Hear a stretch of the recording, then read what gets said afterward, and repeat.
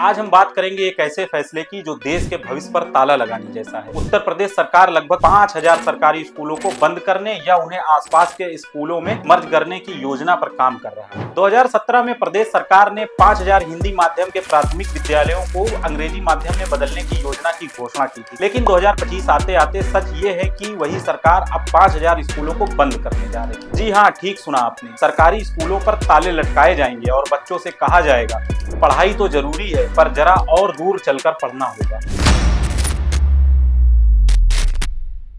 पूर्व मुख्यमंत्री अखिलेश यादव ने कहा है ये लोग पढ़ाई के खिलाफ हैं क्योंकि पढ़ा लिखा आदमी सवाल पूछता है। अहंकारी लोग चाहते हैं कि कोई इनसे सवाल ना पूछे। ये पढ़ाई के खिलाफ हैं क्योंकि पढ़ा लिखा आदमी सवाल पूछता है।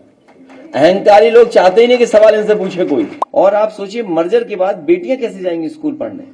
उनके लिए सुरक्षा का इंतजाम होगा। जब लखनऊ जैसे शहर में, अयोध्या जैसे शहर में घटनाएं बेटियों के साथ हो रही, जो 4 साल की, 6 साल की, 7 साल की, 8 साल की, उनके साथ, इन पे कोई काम नहीं है बीजेपी पे। अच्छा काम दे दो, काम खराब करवा लो।